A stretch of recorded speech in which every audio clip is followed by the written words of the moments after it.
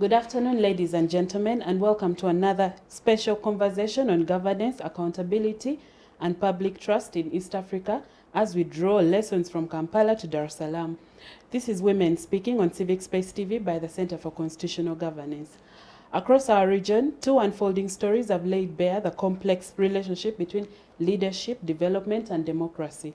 In Uganda, Kampala's floods have become a powerful metaphor for systemic failure, where unpaid growth, fragile institutions, and contested public projects collide. The latest storm surrounds the Nachivubo Channel redevelopment, where we wonder if private ambition, presidential directives, and public accountability can meet head-on in the heart of the capital. Meanwhile, in Tanzania, a different kind of flood has taken the streets, one of anger, grief, and resistance. Following a highly contested election and allegations of exclusion and repression, protesters are demanding transparency and justice. The government's heavy-handed response has reignited debates about democracy, legitimacy, and civic freedoms in East Africa. Together, these two stories challenge us to ask, what does accountability governance look like in a region where the line between development and democracy often blurs? This afternoon, we'll explore how power, participation, and public trust shape the region's future, from storm drains to state houses. My name is Caroline Ayot. I'm your host. In studio with me today, I have a panel of distinguished guests, pardon me. Distinguished guests. I beg your pardon. And I will start introducing them from my extreme left coming in. We have from the race to Kampala woman MP, Namata Mwa Africa. Nana, welcome to the Women's Show. We are happy to have you again. Thank you. And then we have, for the first time on the Women's Show, Viola Natumanya. She's a young lawyer. Viola, welcome to the Women's Show. Thank you. And of course, we also have we have Gloria Kamayangi. She is the founder of Kamayangi Gloria Foundation. Welcome to the Women's Show again. Thank you. At this rate, we shall also begin welcoming the other panelists together. Thank you. Good afternoon, viewers. Okay, and then we also have Kirabo Marion. She's an aspirant in the LC5 Woman Councillor position in Makerere. Is that right? Yes. Yes, Woman Councillor. Thank you so much, and welcome to the Women's Show. Thank you for having me. It's a pleasure to be here. Yes, and then our frontliner, senior citizen, voice of reason, and child of God, Honorable Miriam Matembe. Welcome to the Women's Show. Yeah, Maurice, happy to be here to use my biggest talent from God, my mouth. Thank you so much. And so you've seen our panel, and we have to dive straight into the conversation. Nana, you're on the campaign trail, and I know you've seen much of what's going on in Kampala. So how did Kampala's urban planning and drainage systems reach this point of crisis? And what does the Nachivubo Channel controversy reveal about the gaps in our infrastructure development systems? Yes, as an aspirant for woman representative, Kampala district, and also as a Kampala dweller, small business person, I have taken note, I have followed very closely what's happening within the city. For me, I would call it, to me this is, we can't talk about development where the law is completely, constantly ignored. What happened a few days ago to downtown Kampala, central business district, where the rains that pounded the city about 3 days ago have left many traders, women and men, and even maybe residents, because the affected people were not just the traders. Parts of Kisenyi, where I physically took a walk, and along other women leaders, we spoke to family. 3 people lost their lives. So for me, I would say that to call this development is to be totally ignorant of the facts that the man at the center of this impunity, being told this might not go well, and he just says, I'll continue because the big man has written a letter. This is Hamis Kigundu. I think that his work is environmental sabotage. nothing to do with development. Development must come people first. It must be a people-centered, a people-first. In fact, if I should go to Parliament, we need a bill like people-first bills for urban centers. Looking at what happened, I went there physically. I saw up to today the water hasn't really successfully been drained from most of the basements. The traders use the basements as shops, some traders. Some traders I know personally because I get a supply from them. I also run small businesses. Looking at what people are enduring today, for me as an activist, the person that has watched how the law is constantly ignored for the benefit of people's empires, Ham Kigundu Empire. Nobody truly knows if this is a true billionaire or some puppet behind whom the powers that be hide money. Because who is this young man that he shuns all voices from all authorities, KCCA, NEMA, nobody questions, nobody says a thing. He just goes on and on doing things. We begin with the stadium at Nakivubo. That one, if you asked for, if we, the Ugandans, knew our power to ask for audits into how that came, that it was him doing that. And then there is already erected buildings also called Ham along the same place where we used to have Parkyard Market. It is very absurd, but to an extent one would say, let us as Ugandans, and particularly in this very situation, city dwellers, learn to use our power, learn to use the power that we have, the power that should push us to always insist on what's right. You see that there is a lot of blame games taking place. We have seen KCCA staff, councillors, mostly composed of NUP, 90% NUP. We have heard from their very own that money exchanged hands. We have had names like Zahra Ruyirika. We have seen, maybe I should get out of the names, but it's said that the council that's led 90% by NUP never wanted to hear the Lord Mayor's Council. It never wanted to hear anyone from NEMA. The case went to Parliament. Nobody knows how fast it ran out of Parliament to go quiet before this disaster befell us. In my thinking as both activist and defender of rights, it's very sad that dwellers have to suffer that businesses have to suffer that. But it takes us to asking, whenever there are issues that call for a number of us to put together our brain, our insistence on the law being respected, you'll find sometimes that the business community will be like, no, don't bring certain situations. We have Dr. Kiza Besigye, who is in prison. At one point he said, what's going on? Whenever it spills out of hand, everyone is going to be hurt. We, the traders, were always the first one to say, that one, don't come near, don't even come into the city center. Because if you're coming, how shall we sell? You'll mix up our business, our day's business. Right now, what some ministers like Chofa called a natural occurrence, I refuse as an activist. I say that this is a man-made catastrophe. This was created by harm. Thank you so much, Nana. We will, of course, get back more into your submission about other things that, surround this controversy. And let's get into it, Marion. There is a blame game, Nana says. As a member of the NUP and as a person aspiring to go into that council, what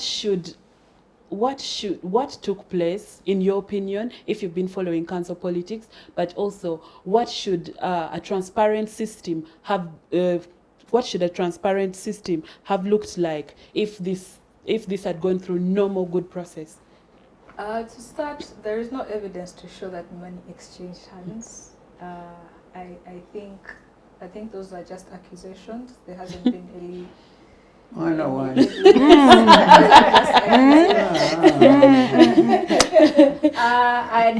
don't think She's becoming a politician on time. I don't think we should go on allegations. I think evidence has to first be presented, and then we will start to prosecute those who are responsible. But for me, I think what I have seen is, one, there was an executive order by the president that overrode all the processes that we were supposed to go through in order for this channel to be given. For me, it is even wrong for us to have a conversation on how that the channel should be given in the first place. I think it's wrong.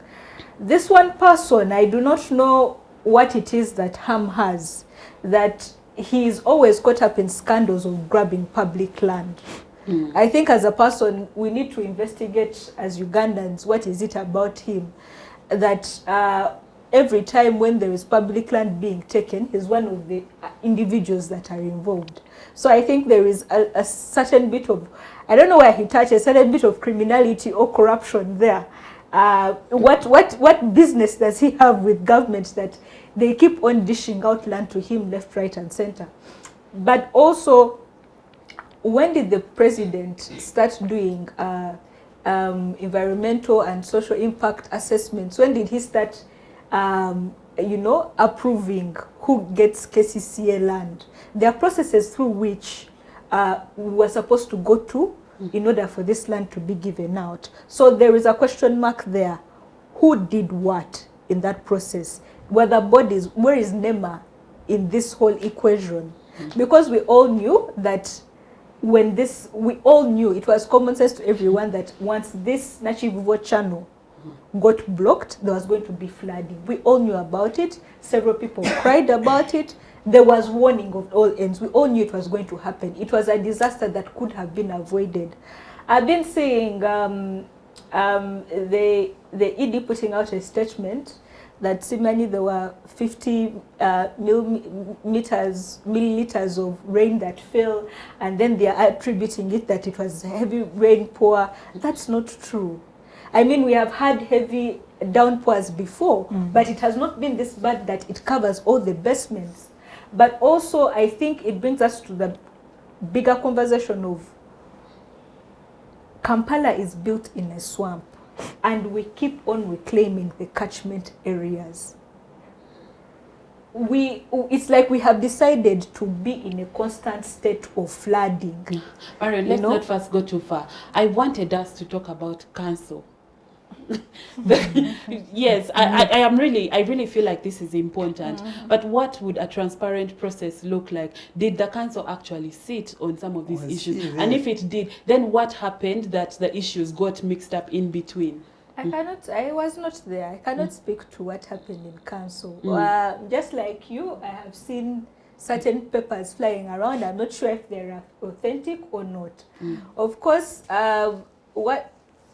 I don't think there's much they could have done if there's a presidential directive that has come and said that give out the channel. Because you know how this system works. Even if they had bank tables and complained, but as long as the president had told the KCC execs to hand over the channel, there's not little. It was wrong. That whole process was wrong. Perhaps what you can blame them for is maybe not challenging the process in the courts of law, because also they could have gone for maybe a judicial review. And right now we can always go to court and have a human rights enforcement action, because people have lost property, people have lost their lives, and people are entitled to live in a clean environment, So I think perhaps the other ways that they could have gone is legal. But with that presidential directive in place, I don't see how they could have challenged it unless it was legal or going to protest. They actually okayed it before the president spoke. Before the president spoke, the deal was done. As far as the Ruyirikas and that entire NUP. I cannot speak to that. Stop defending NUP since we are not there. Since we are not there, let somebody who has done his research speak. Okay. It Viola. will help you that way. Of course, I'll bring you to the conversation. You're one of the neutral parties in this conversation. Now, let us talk about legalities. What legalities or what legal issues did you identify in this entire controversy? Thank you. But to begin with, this whole construction of the channel was a presidential directive, like we all agree. I happened to pass there 3 days after the construction had been authorized. And do you know what was there? The army was everywhere and beating up every living thing. Yeah? Now, I can't blame that on the councillor. And the challenging bit is everyone else was silent about it at that point. The only thing they were doing was to, I think it's Lukwago who tried to talk about it at that time, but he was also shut down because, I mean, being a presidential directive. But there could have been an environmental impact assessment that would have been done before that, because it was very much evident that this was going to happen. This was going to happen. It was the only way that floods were being avoided in the city, and by construction, it was definitely going to happen. First of all, Mr. Hamis lied to the people of Uganda and the people around that place. He delivered a message that he was going to reconstruct the channel and develop it, yeah? To close it up, avoid the trash, which was okay. But then when you look at the structures that are down there, it's actually an arcade. It's yeah? It's an arcade. It's an arcade. And they blocked these other inlets that could have been bringing in the water because of the construction. I feel like KCCA would have come in and NEMA, because usually before other constructions are done, they would do the same. I wonder why they didn't do the same in this situation. Yeah, in this situation. It is very sad that our country is subjected to a monetary language, that whoever has money has the right to do anything that they want to do in this country. So I think the time Hamis went there and spoke to him, I read a statement on his tweet around those days, and he mentioned that he got this idea of developing the channel and met the president and spoke to him about it, and he agreed. Yeah? Yeah. So that alone speaks that he did not go through any procedure. Yeah. He did not go through any process. All these other people were looked down at, and since he can access the president, he decided to use that.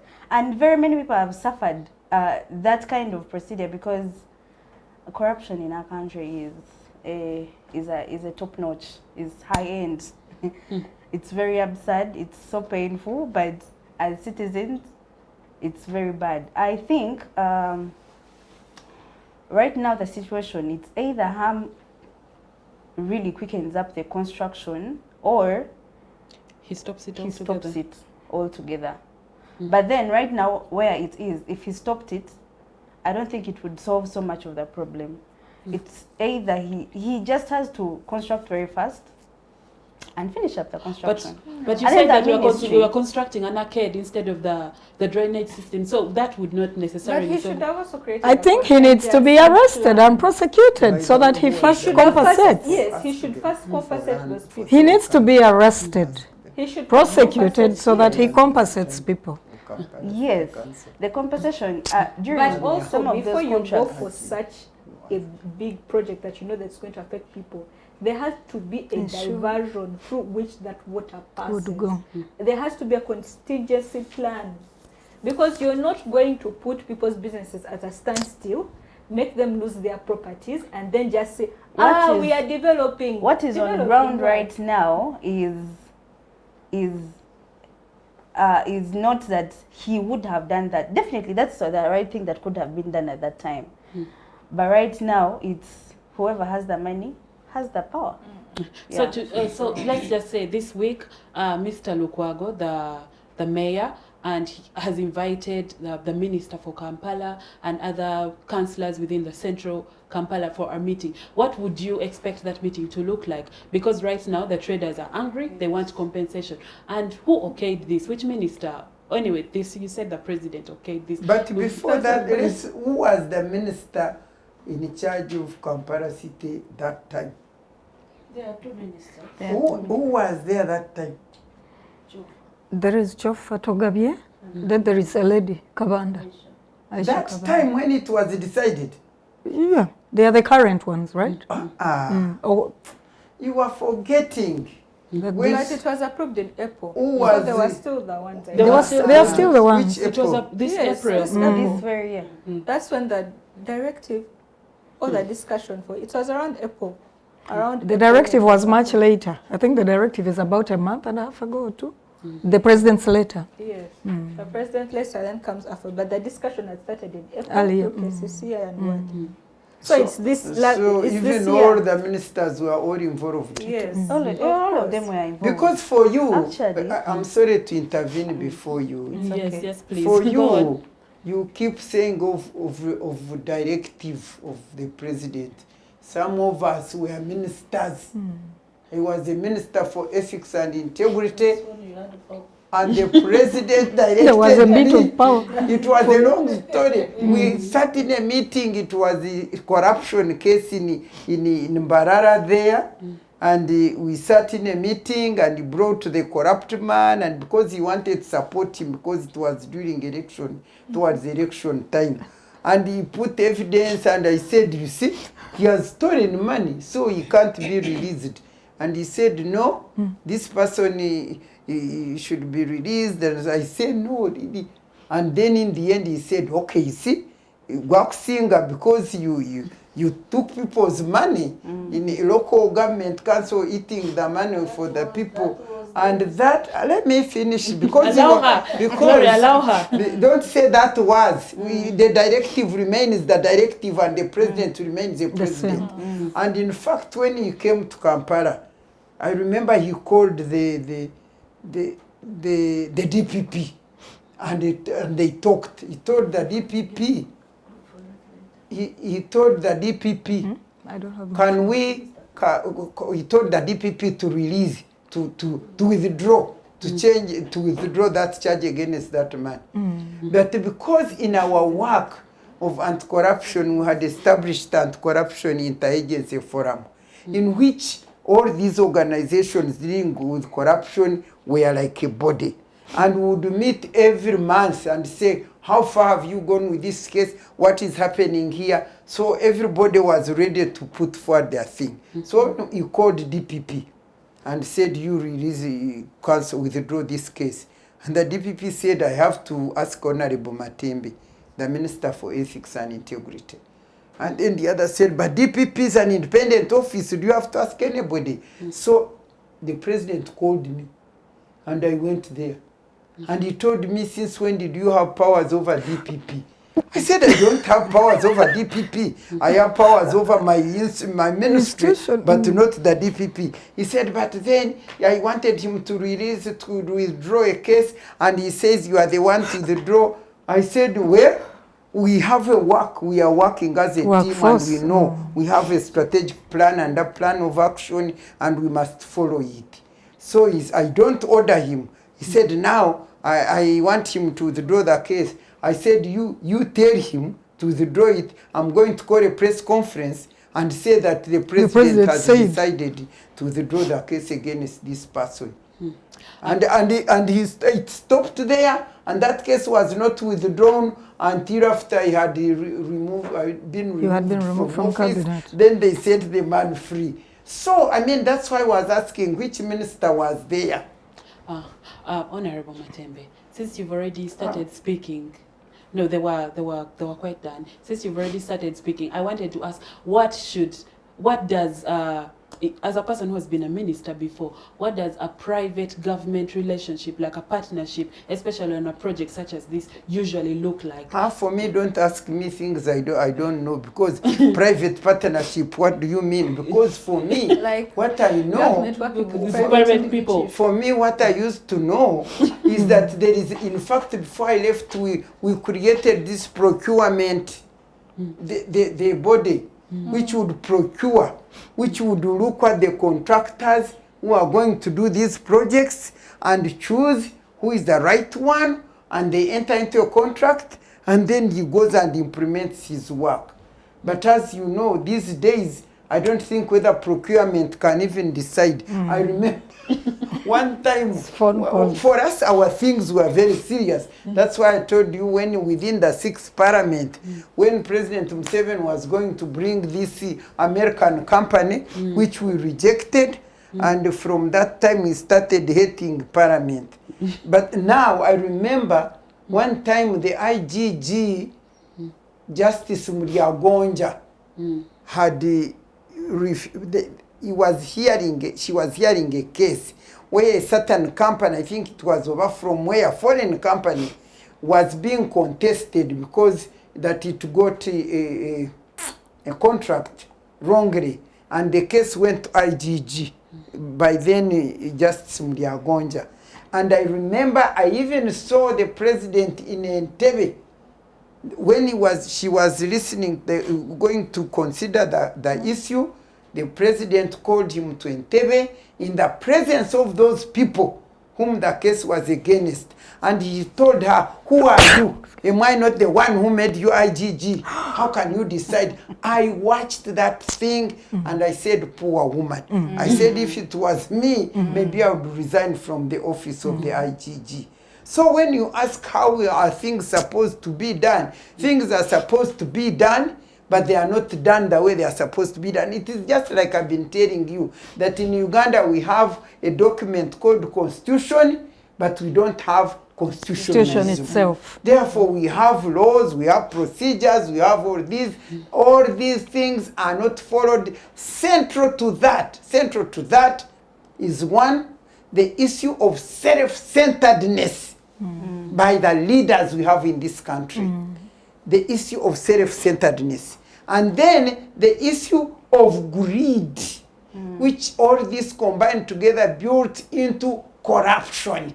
It is all about corruption. And Ugandans will cry, will yell, but as long as corruption is the driver that drives all the matters of leadership and management in this country, they will cry. Me, actually, I used to be sorry and fight for these Ugandans. But one time I told them, I'm fed up. I can't fight for you anymore, because we are seeing that the leaders were corrupted. Yes, the state council, the ministers, all these were corrupted. The members of parliament under Kosase, when we listened to this man, Mwatekama, he was apologizing to that nation, telling us what happened in the case of Kosase when it was looking at that matter. And it is all corruption. But when it is all corruption, where are the people? Ugandans? Where are the Ugandans? They have also become self-centered. They have become greedy. They have become materialistic. They've been bought like Kabaragara. They let them suffer the consequences of what is going on. Because for us, we suffered alone. When we stood up for integrity and stood up for the truth, they threw us into the garbage of dustbin. And for them, they were captured and bought and so on. Let them cry until they realize. Because when the commander was being given, I've listened to these young, intelligent people who followed the situation. Me, I was not following it. They said it was expected. They said what was going on, it was expected. Just like the other thing, where is that thing of the dust, the garbage? Chitezi.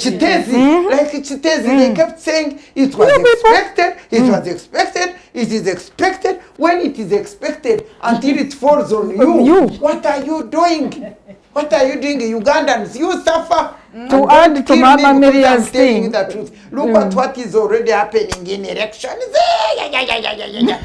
Just hopeless. And then they will come and cry. Let them receive what they plant. Thank you, Honorable. And before we go into Dar es Salaam, Gloria, I But she has cannot not talked. miss. I was going to her. Gloria, I cannot miss getting your opinion on this situation. I think burning to add to yes, I know everyone is burning to add to this, but we need to hear from Gloria. Gloria, what is your overall assessment of this situation? But also, how do you think the respective agencies are supposed to be responding at this moment?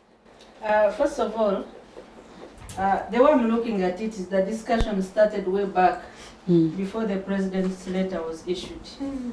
And I think, accordingly, after hitting a snag on how to give the developer, this case Hamis Chigundu, to give him express resolution to go and start, I think someone advised him, you go and meet the president to give you a letter.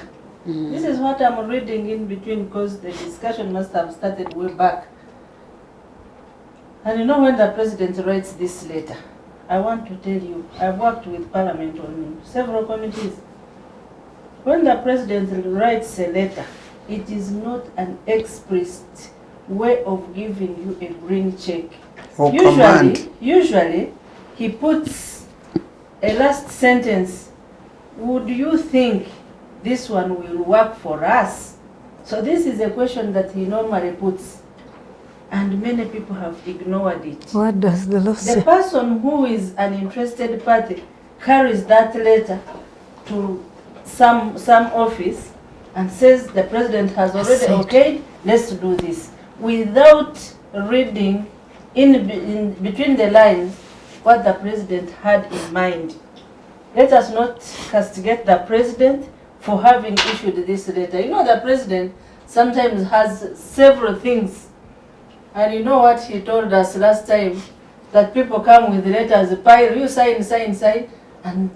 But why should they go to the president? When they are That's When the they are- institutions. It is Everyone, let's allow Gloria submit, the please. capture of institutions. I mean, we must get out. He has from assumed the- everyone's the work. person, when there is breakdown of the principle of separation of powers, and the president is to the extent, you remember when he was even opening up toilet paper and toilets in the village and water latrines. taps as if there are no Ladies, other ladies, people to do but it. As also- if there are no other people to do it. Don't Ladies, defend him. Ladies, Don't please, defend please, him.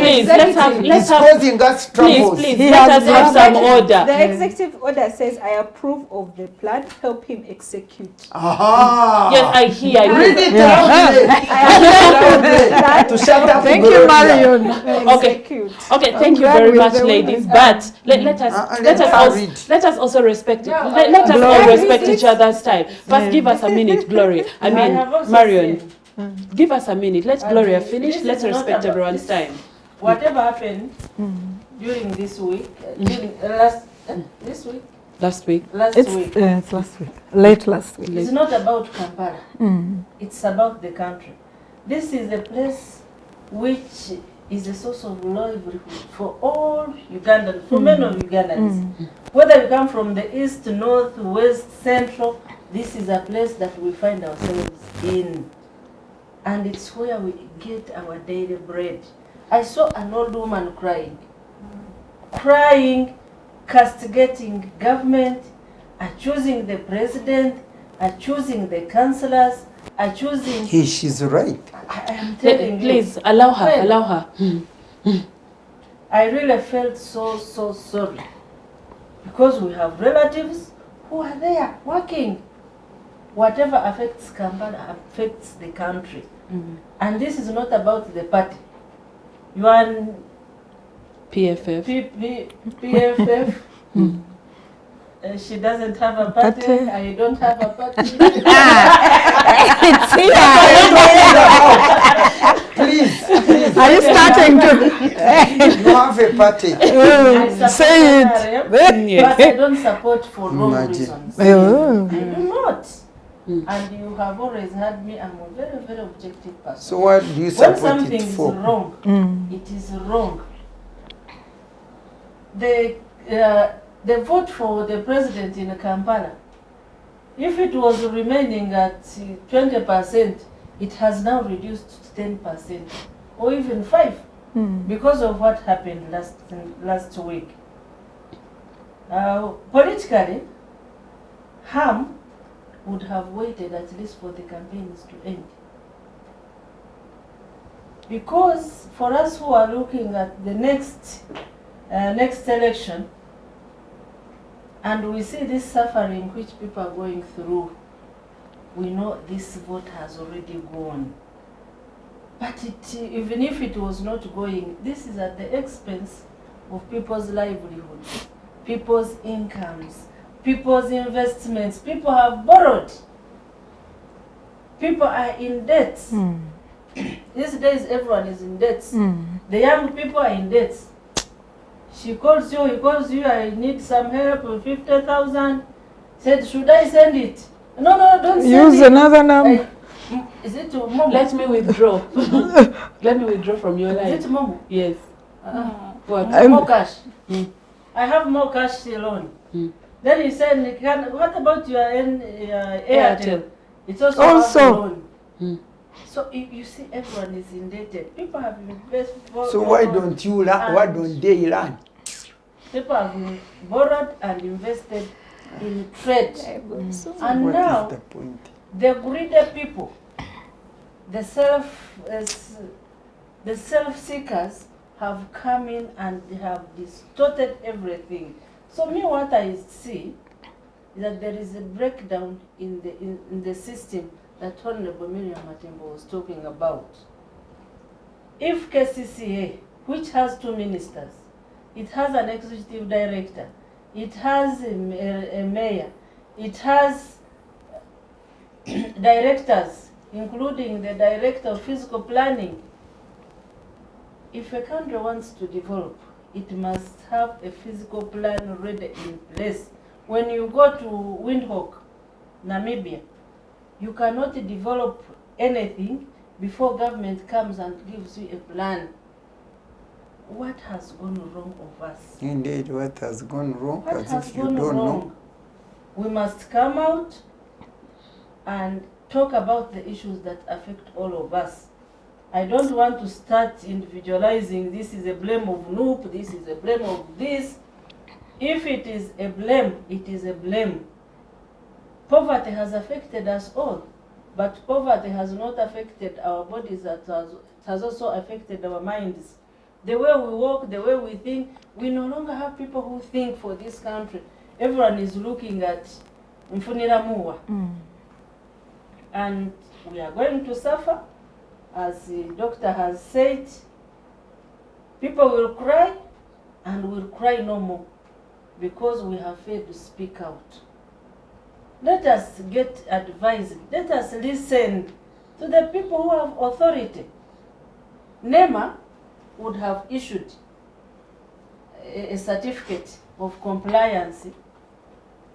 And National Planning Authority would have issued a certificate. KCCA Physical Planning Department would have come in. OPM would have come in. And then we have a comprehensive development plan that will not affect people's businesses. There are standards, the social safeguard standards, which World Bank has come up with. There are 10 of them. It has laid out them here clearly that when you are developing, whether you're private or government, these are the standards that you must abide by. You cannot go outside them. I will not enumerate them here, maybe if we are discussing some other thing.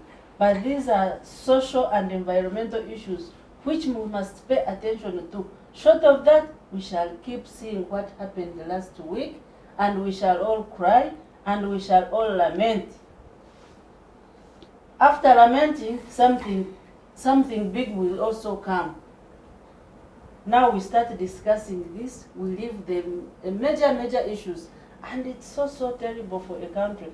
Whether young or old, everyone is now focusing on WhatsApp, everyone is focusing on the TikTok. That's where we go and laugh, and we leave major issues that affect us all. If we don't wake up as Ugandans, we shall see disasters coming here, and we shall all lament, whether you are opposition or NRM, we shall all lament, we shall all cry. Because whatever is happening in this country, really, we need people who have the country at heart. Not just speaking because they have given me money, because you have... No. We must wake up, especially the young generation. Read critically. Have think tanks and discuss. You are at the university doing law. She's a law graduate. We can form and discuss critical issues, not attacking the country, but critical issues that will take this country in a different direction. Thank you so much. Thank you, Gloria. And now, let me come to you. Just a correction. No, a correction? Just a correction. Actually, someone has just sent me that actually there was an environmental and social assessment report, and actually NEMA approved, and there's even a certificate.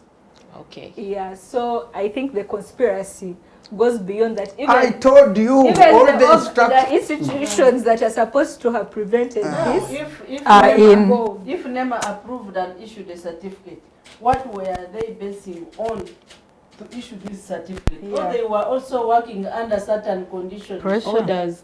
Because when they see the letter, they will definitely act. The president has already asked.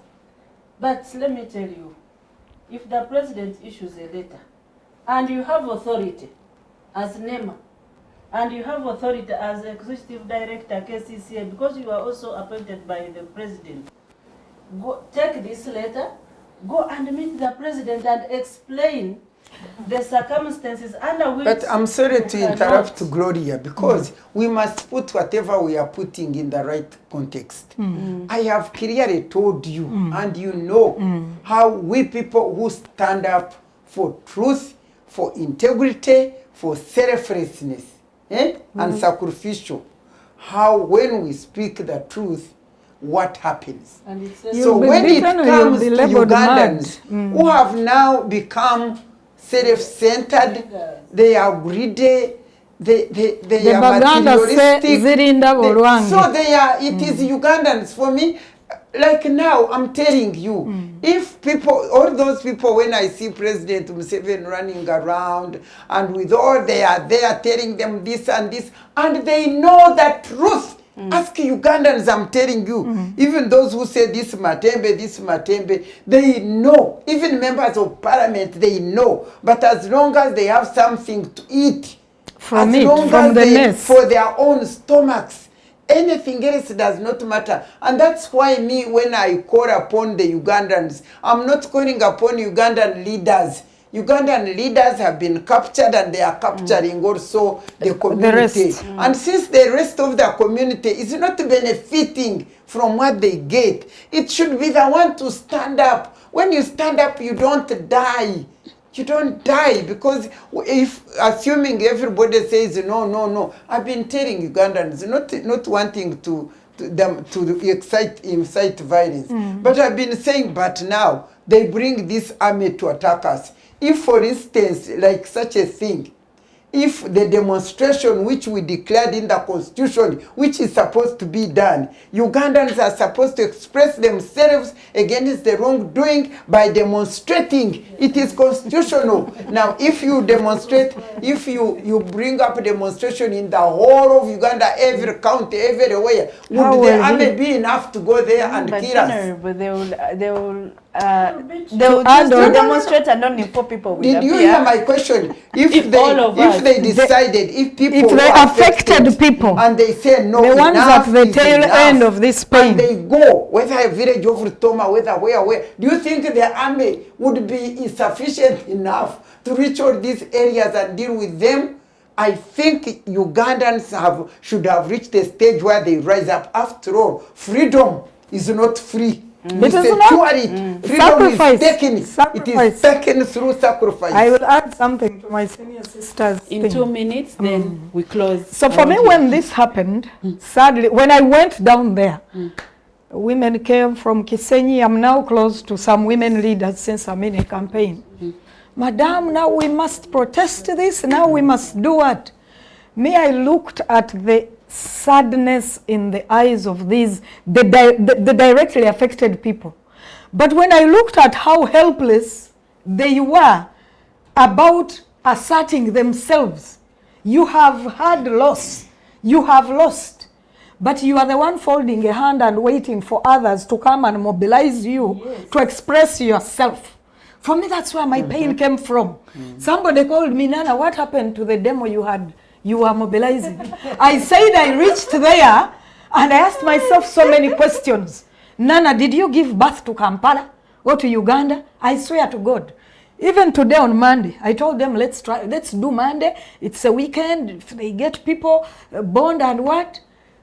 This morning came and I said, Nana, it's a time now that it has come to a time where the affected, the affected people Should speak for must themselves. own their problem. If they are not. Nani Numufu must get to the messiest place. That's what I have decided.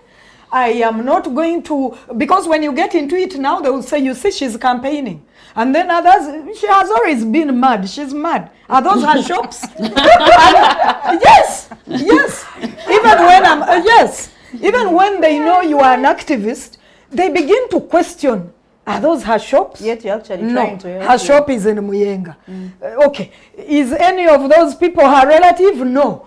Then people also begin to genuinely ask questions you can't answer. We have got to let Ugandans get out of their slumber.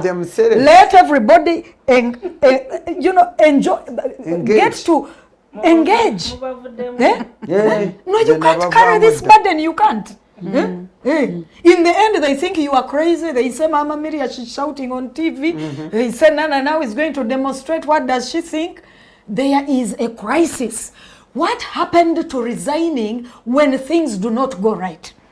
This one now goes to my leaders, starting from the executive, Madame Buzeki, going to the two ministers, Chofatogavye and whoever, Kabanda, even to my Lord Mayor, the one that belongs to my institution, my preferred party. When you are saying you have been overpowered by evil, the honorable thing to do sometimes is to resign. Thank you. Otherwise, we are going nowhere. Thank you very much. Now, if we keep talking about Kampala, we will miss the other issue that we are supposed to talk about. And I want us to transition now to the regional issue, not just a regional, but the continental issue, which is the Gen Z protests. We know that Madagascar had its own, and now I do not know if the Tanzanian one is entirely is it purely Gen Z? It's mixed. It's the whole country, really. So, Marion, this is where I get your opinion. You see. As a Gen Z. Not as a Gen Z, but I feel like the conversation has to start somewhere here. Yes. So, of course, from Kampala's Channel Project to Dar es Salaam, obviously, protests. And what do these events say about, how political power is exercised and contested in East Africa? What trends do you pick out from this?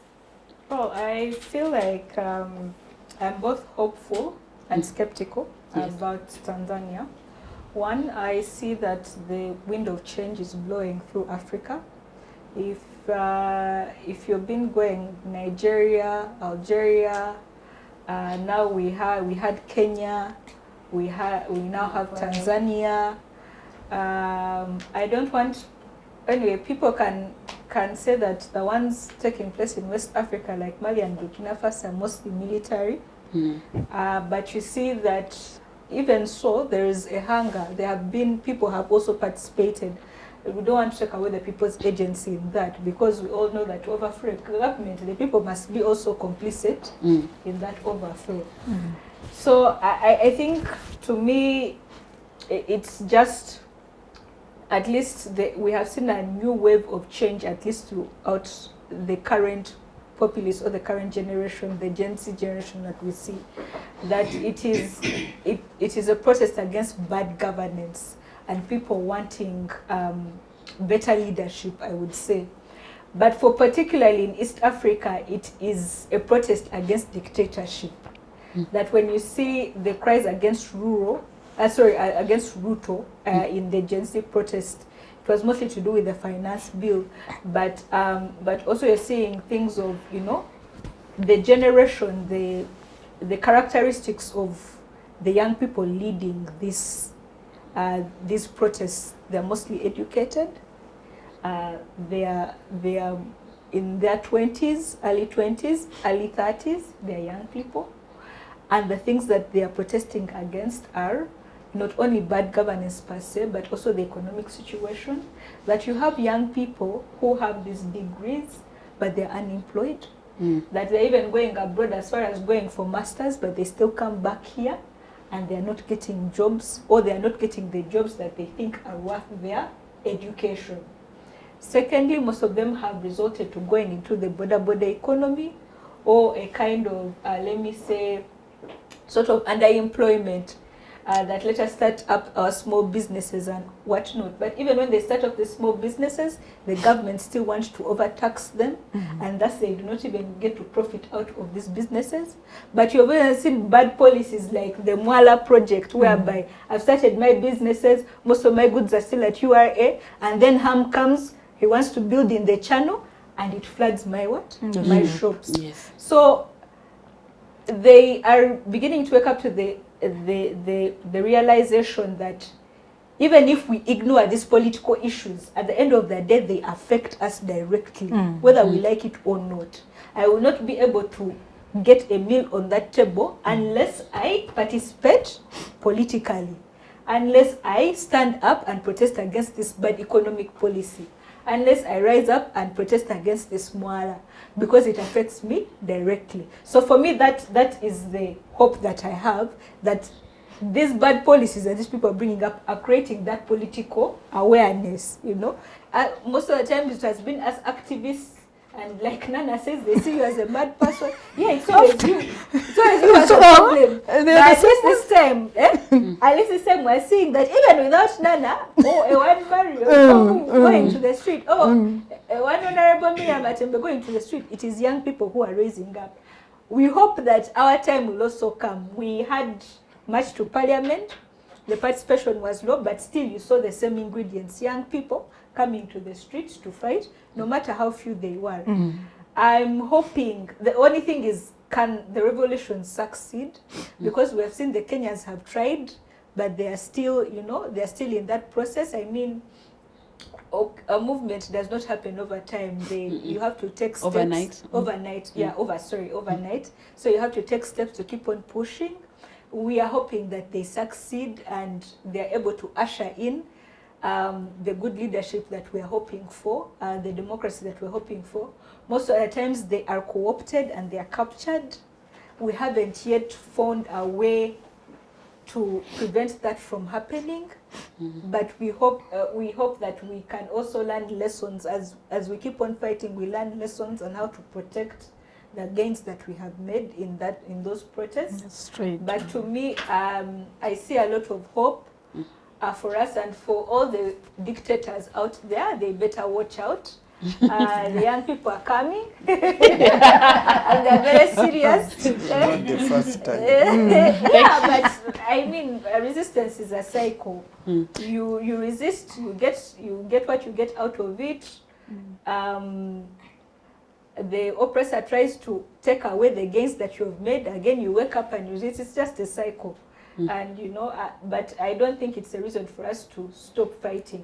Perhaps what needs to be done is that there should be a sort of synergy between, let me see, we as Kenya, Uganda should be able to support our brothers in Tanzania. They should also equally come in and support us. Even in Cameroon, we should be able to send some funds there. You know, that kind of synergy throughout the African continent, just as it was during independence times. Yeah. You were pushed Well, thank you very from much, helping. Gloria, and I hear you. I hear you very much. You were saying, ask what happened, what? When Kenyans youth trying Wanted to cross go and help. Yes. And now that this is what I actually wanted to talk about, because we have had activists try to support each other in the different countries, and we've seen a lot of human rights violations around that. So how can we create a type of synergy around that, Miriam? Because we are already talking about how we are all unemployed, we are all poor, deliberately impoverished. What kind of connection can we make in order to make such things like succeed or to support each other in the struggle for better democracies? Well, like you said, the first thing that we have been doing is some activists coming over. I think we saw in the Vesige case how Kenyan activists came in and supported him. We also saw, unfortunately, the Kenyan activists that were kidnapped who had come in to support Bobby. We have also seen some go to Tanzania, and the Agathas are not. Unfortunately, they were put in harm's way and kidnapped. But I think the thing is to keep, no matter how hard it is, that we need to overwhelm them with numbers. I would say it shouldn't be just 2 or 3 people. If we get a section, like let me see those who are on the Busia border just crossing over to help, you know, that would be, the thing is like, let's not get tired. Let us continue to strategize ways how we can support each other. It is dangerous work, it is risky work, but freedom and democracy comes at a price. That is one thing we will not run away from. So we are, the question should be, are we willing to pay that price, or are we comfortable with how we are? But at the end of the day, the oppressors will not stop oppressing us, they will not stop killing us, they will not stop making our lives hard. So you either die and you're just on your knees, or you stand up and you fight for yourself. Thank you, Marion. And now to balance the conversation, I'll give Gloria speaking time, and then Viola, of course, to balance the speaking time. Gloria, how do, which institutional reforms could help build public trust and prevent governance crises from toppling into instability? Because I know that is how a lot of countries became unstable to the point that they can no longer be rescued. We have Sudan is a big topic, and you know it's one of the topics we considered even discussing today because it's a huge crisis and there's a real genocide going on in Sudan. South Sudan is the same. We can look at it's an African crisis, and they say 40% of the global instabilities are to be found in Africa, one continent. So what can we do to make sure public trust doesn't topple into instability? Yeah, thank you so much. When I was studying history, I studied about dictatorship in African countries. So I would really ask my mind, but how can someone spend 50 years ruling a country and there are no people? I've come to see the reality and I have nothing to do. I've seen it myself.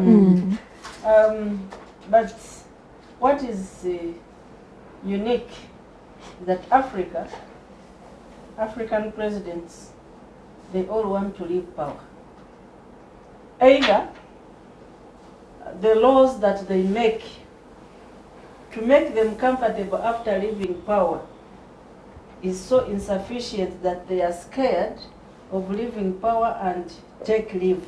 Save for a few countries, save for Tanzania, save for Ghana, because we visited Ghana, Ghana's former president's home, where he has everything, and you see he's a very comfortable man. Now, Why? yes, Why? because that's the law. That's the law they made. That when a president leaves power, you are supposed to be treated like this. Change for him furniture every 3 months. Like a sitting president, or And you don't know that, have you known awards and what it says? You will be You are criticizing and saying the laws they make, and then please, you gave that Honorable, example. allow her I'm continue. sorry, but then you should look at Uganda here. We are looking at Uganda also, and know see Uganda their also- laws. I What know does it also- say? I know also Uganda. There is a reason rather than the law. no, allow her. She was continuing. Okay, now let I'm me- sorry, I was quiet, but when I want you, I see Well, you I know, wanting I to know. divert. Please, But when yeah. you talk about the constitution, because she's pains one of her. the promulgators. Yes. Because I know the laws are there, and I know they are just Then- not But you see, implemented. Honorable Miriam Matembe, you did a very wonderful work to put up this constitution. But you see, with the challenge now you people are grappling with, is you got all the powers and vested it. That is a lie. Don't provoke me. Honorable. That one They is didn't a give him the powers. provocative thing. That is a lie. That is a lie. We have blocks, first of all. We have the East African Community Bloc. We have PAP, Pan-African Parliament, and then we have the African Union, and SADC and etc.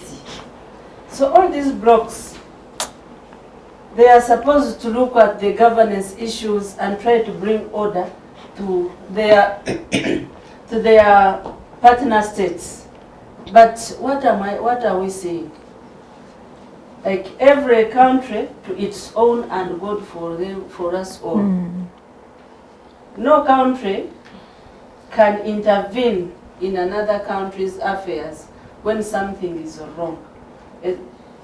Say for like Uganda, when there is a problem in the Central African Republic, when there is a problem in South Sudan, we run to take army to save the situation, which is a good thing. Because in the region you also need to have such arrangements. And then we have the East African Standby Force.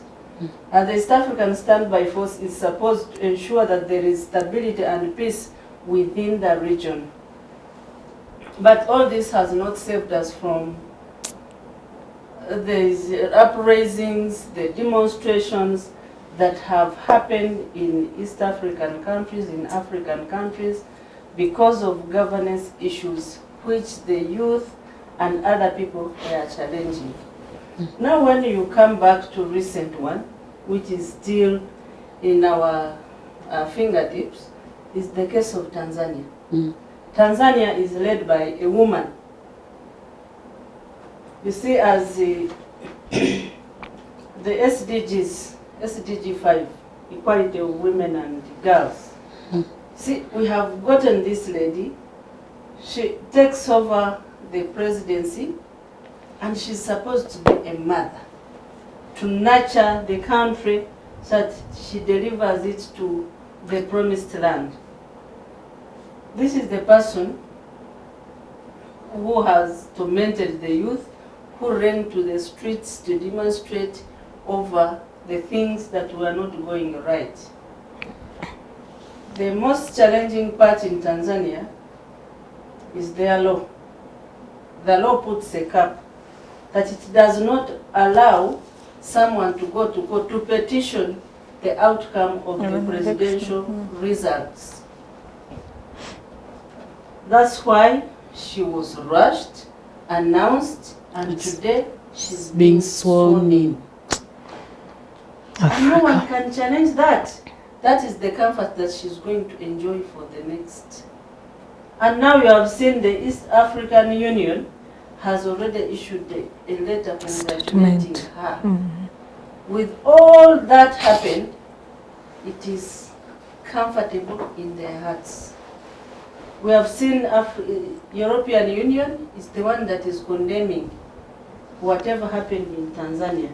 But all other African countries, they are just clapping and jubilating and cheerleading while people are suffering, while people have died. People have lost their lives, over 700 people. And this has been going on in Tanzania, by the way. This is not the first time. Tanzania has always suffered political violence, but they have not been putting it to the media. There has been the curtailment of media, or especially on political related issues. I have had a chance, and we have interacted with the Tanzanians, those ones who work in different government departments in Tanzania. They have suffered. Majority of them, when they go to study abroad, they don't come back because they have suffered. And now with the invent of social media, with the event of TikTok, they could not hold them anymore. That's why they have come out, and that's why they are on the streets demonstrating. Then the participation of the Gen Zs. These are the people who have come out and they are protesting. We have been, our parents have suffered this, for us we cannot suffer this. The Chama cha Mapinduzi, which is the leading party in power, has not allowed any other political player to come very close to it. We have the strongest opposition party called the Chadema. The person who was supposed to contest was put in prison, and his party was banned from contesting in these elections. And others, even Iwazalendo was also banned. So what does it show? It shows that even this one, when this one is a woman, she can also be a dictator like others. So there is no difference. So we can no longer proud in having leaders who are women, and we really bank on them that they are going to save us. We need, as Africans, we need as countries to put up laws that are going to see laws. Continue, Phil. the laws. When I talk of the law, Honorable Matembe, I'm sorry. Leave me alone. I was here quietly because when you talk of law, respond when it you means finish. you have failed to know We the need to problem. safeguard, protect the laws, Yes. maybe.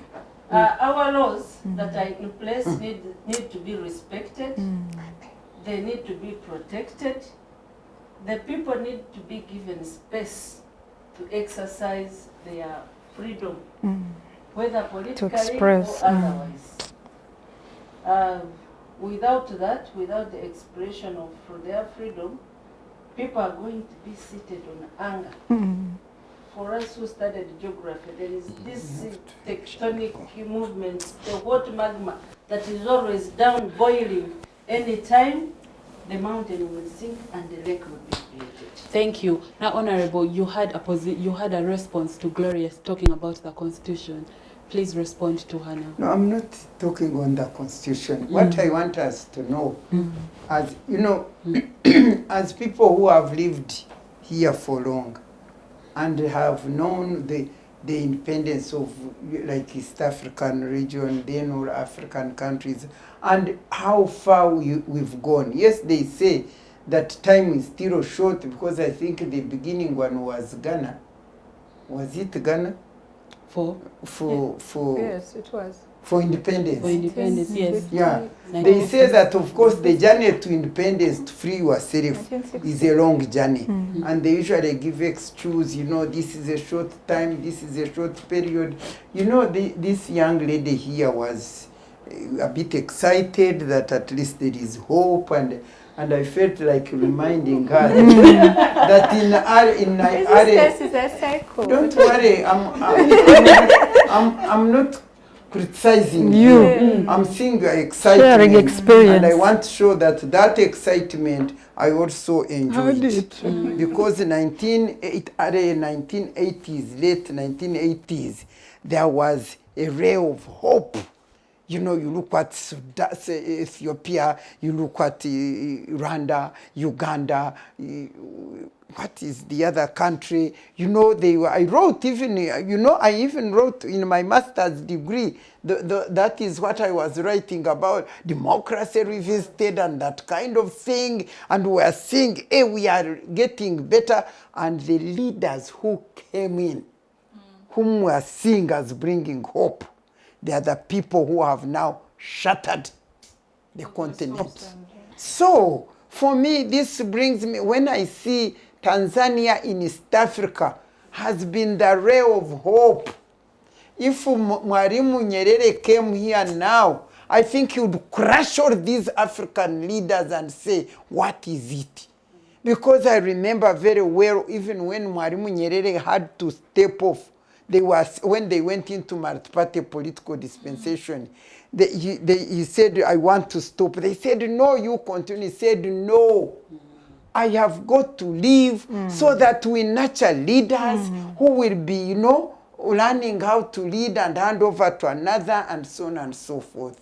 So for me, having seen Tanzania also follow suit, moreover, under this woman But that one I will clarify. I'm not here. You are not I'm not here to condemn women. It is the African mentality and attitude into the meaning of what leadership is. Power. For me, if you ask me what do we need to do, it is the rethinking of African people about what leadership means. It is that rethinking. Because we have tested, we have tried, we have seen, and people come back and do the same thing. Over and over. It is not about the laws. It is not about the people coming out and whatever. But when you look at the African people, it is about what do they perceive leadership to be? What does leadership mean to them? And what can they do themselves to have this kind of leadership and governance? For me, when I look at this lady Magufuli, by the way, thank you for bringing out what was happening in Tanzania. This was about to blow out like it has been. Was bound. In 2000, is it when Magufuli was, during the elections, when Magufuli was the second term of Magufuli, Kituo cha Katiba, with Professor Sempeva, with our East African people, we were observing elections virtually. And it was terrible. People were being thrown into the ocean. You know, people, they died into the lakes, into the ocean, but because they were doing quietly. And people, they say, Magufuli was the greatest man. Where? He was just sanitizing. Everything was covered. Things in Tanzania are done secretly and silently.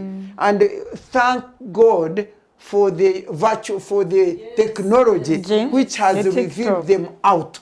Otherwise, that's what it has been. Unfortunately, it happens to be a woman now who was in leadership. And I want to say that in Africa, or even in Tanzania in particular, whether it is a man or woman, there are structures and systems which are established there.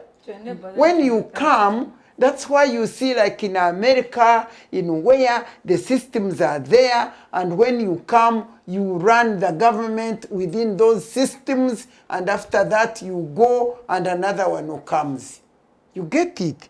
So the systems and structures that have been there in Tanzania as a country, before we blame a woman at all, are the ones which, you know, govern. She just came in, she used to be a vice president. And vice president, you tell me, if now President Museveni goes to be with the Lord, tell me what Arupo would do to this country. She would be a woman here, but doing what? She would be in that seat, and then all these sharks, all these people around would be the ones feeding into the system and this kind of thing, and she finds herself with her hands tied. And eventually, that's what has happened to this lady.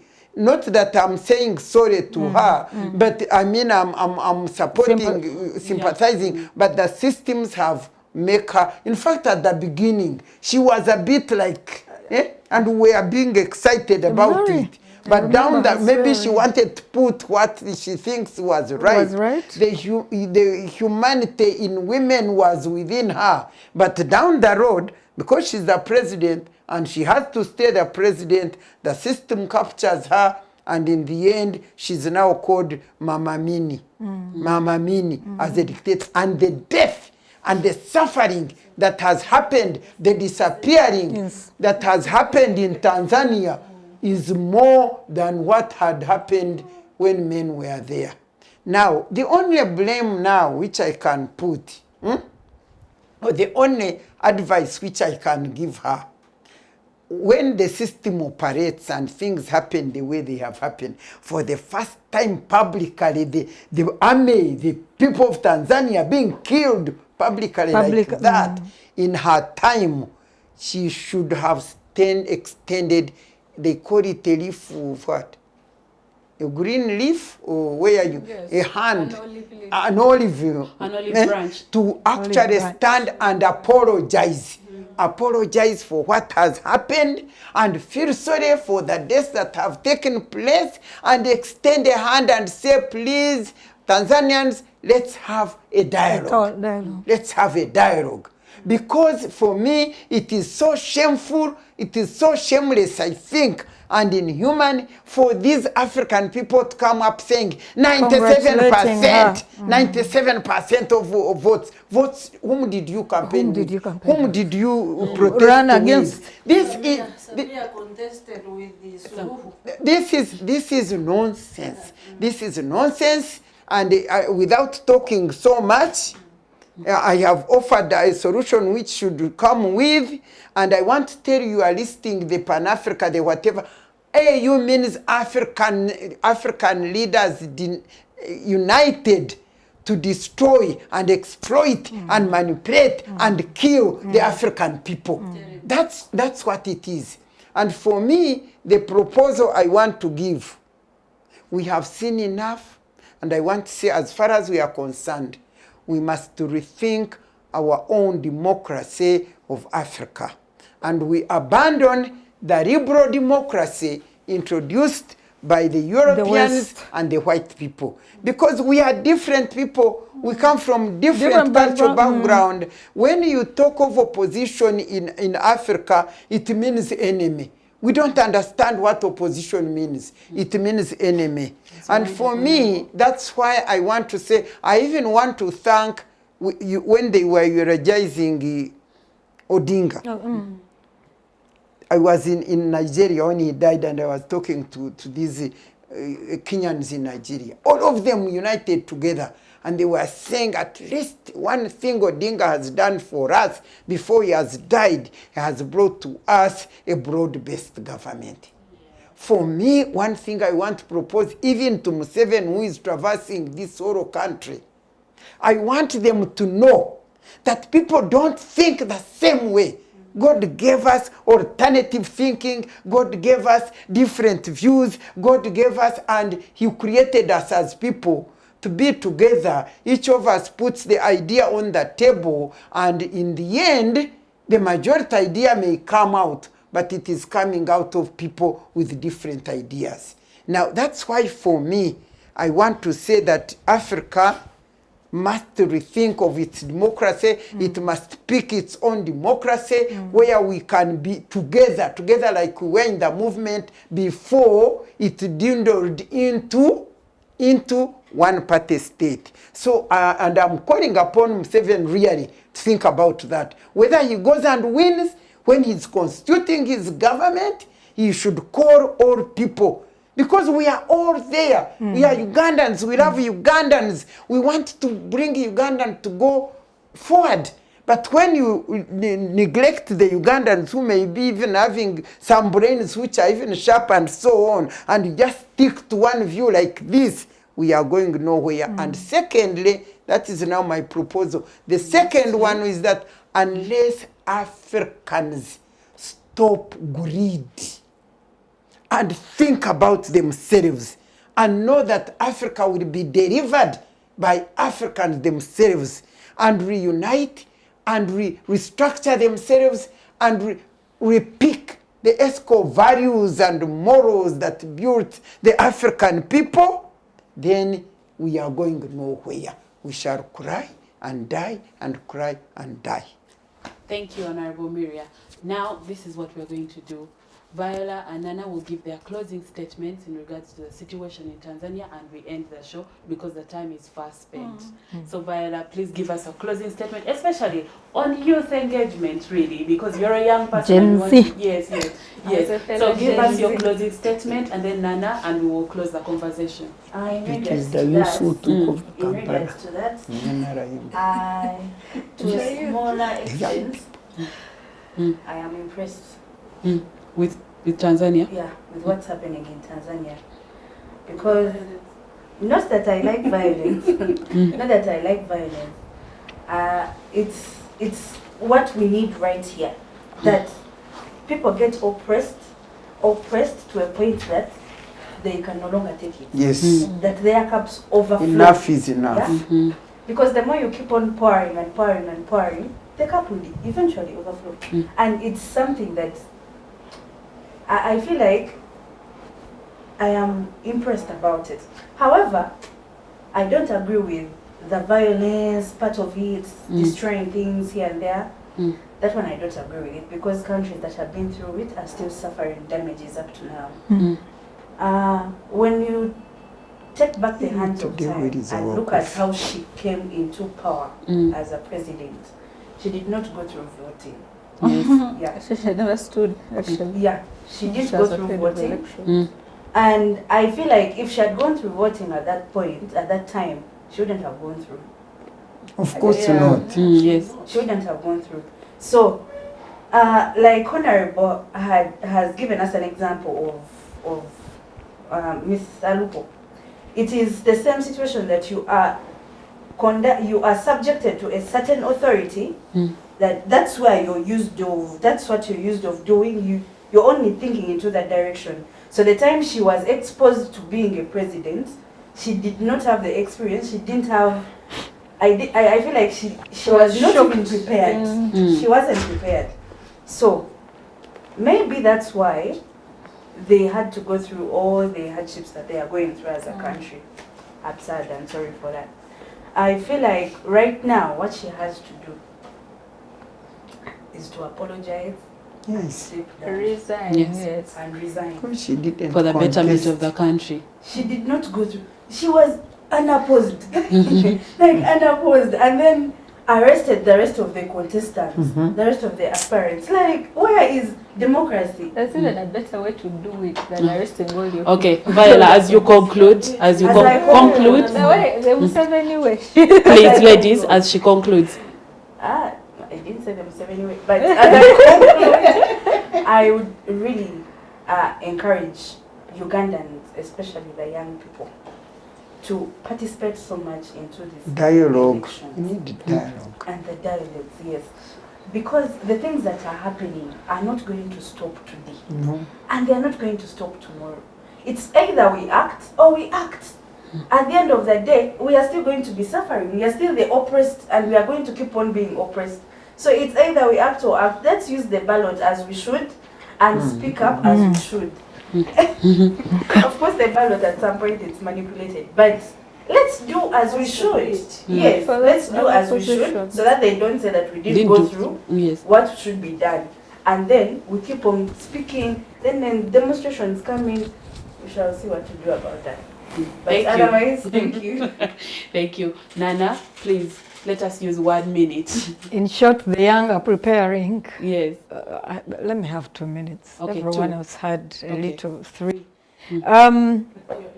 For me, I would think that it is really sad. I'm one of the people that were very enthusiastic when Mama Samia, as she in fact addresses the country, I remember particularly how she spoke the time she was sworn in. She said words like, ati mimi mama yenu si kusoma sana. Lakini, if I can break that down for you, English, me your mother, I'm not even very educated. That particular line I remember.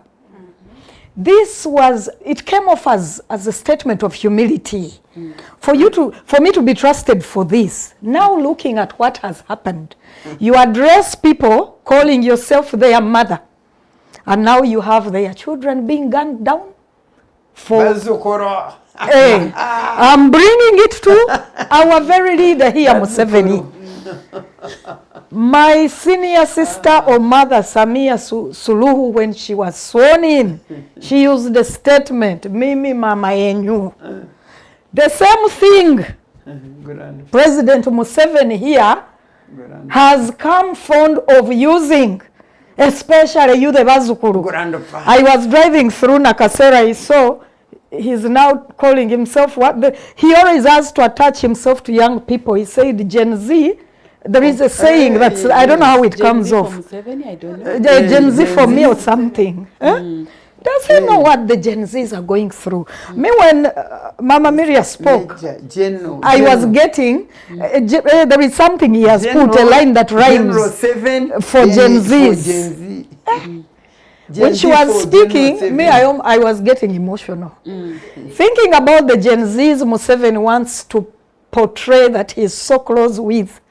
Our children have dropped out of school. These fences you see, these enclosed homes in Kampala, are full of would-be university students that are home because parents have no money. I know so many people doing business. Business you'd look at from the outside and think, oh, she's making millions on the day. But people cannot afford Museveni's government and the ways things are being done. The way things have been done in Tanzania has hurt Africans beyond what we can express in these words we talk here. So when you have young people being exported to Saudi, wherever, to clean, and when it's campaign time, you are calling them your grandchildren. But what are you cooking for the grandchildren? Should they decide also to demonstrate in case something goes wrong in January, you are going to do something to them that no grandfather should ever do to a grandchild. Like she called. All we need is reason. It's not another colorful revolution. Trust me, the revolutions are costly. What we are going through now is the revolution itself. Revolutions, people have the idea they should be bloodshed in the street, guns and noise. The revolution is me sitting in my house thinking, will my son do the year 4 exam? You're thinking, money terms. The revolution is the woman in the building in Nabuke or wherever, coming out to utter words, Tokoya Banyarwanda. No, she used what I am saying I heard with my ears. She said the word Banyarwanda about 4 times. And do you know how painful that is? To the next door, Munyarwanda, in the same mall, who is picking up those things soaked with water? You people suffering the same. But pain is driving this one to think, because of what he perceives the leader to be or to have come from, we are heading at a time, if we do not rethink, and then keep jeering the revolution, the revolution. I already told you, I went down there ready to start protesting. I was broken by what I saw. The helplessness of the immediate sufferers of the problem told me, Nana, step back, go home. How do we go about this? Is it by going over and over with the same things, election after election, expecting the same outcome? Probably the death of more youth that have died in Tanzania. Who knows? None of us knows what may happen beyond maybe by February 1st. What can be happening here? Can we prevent that? Can there be dialogue? Can there be a consideration of the ones that come out to speak up? To stop looking at them as crazy, as jealous because she's no longer minister. She's jealous of this one, as being bought. When you back out and keep quiet, you have been bought. When you meet your brother, because she might be NRM, but maybe we hail from the same region, when we are caught hugging, Nana has been bought. How do we go past that? This is my question. The answer, I think, was in what she said, a rethinking of African democracy. We will not be the same. When you see the people congratulating Samia, it's her fellow African dictators. The only ones that are posturing to say it wasn't fair, European Union. And me, I have nothing against having allies and friends. It cannot always be statements. It wasn't free and fair, but the next minute you are okaying monies into a government that you claimed came in wrongly. The same thing EU will tell us in January or wherever, whichever way it goes. If the grandpa of the Gen Zs is winning, we know it wasn't fair. But however, we can move on. Can we try and cut out leadership that is fit and can work for us as Africans? We can never be the same as elsewhere, but revolutions, when they are happening and we are backed by people who want to do much more than a statement, we should rethink them. I am for the Gen Zs, thinking the young ones, let's keep, the hope is there, it's exciting. It is only going to be costly with our children's blood, probably with very little expectation of good. Thank you very much, Nana.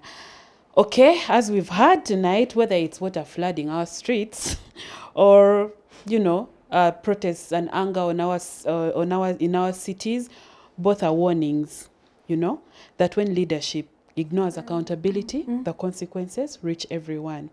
The challenge for East Africa, of course, isn't choosing between development and democracy. It's learning how to pursue both with honesty and integrity, but also inclusion. So I want to thank all of my panelists who all have different ideas and wear different colors, and the audience, of course, for engaging with us in this vital dialogue. May today's conversation inspire not just critique, but also action towards cities and countries that serve the people first. My name is Nancy Caroline Ayot. I have been your host, and this is Women Speaking. Follow us, but also keep the conversation going. Bye.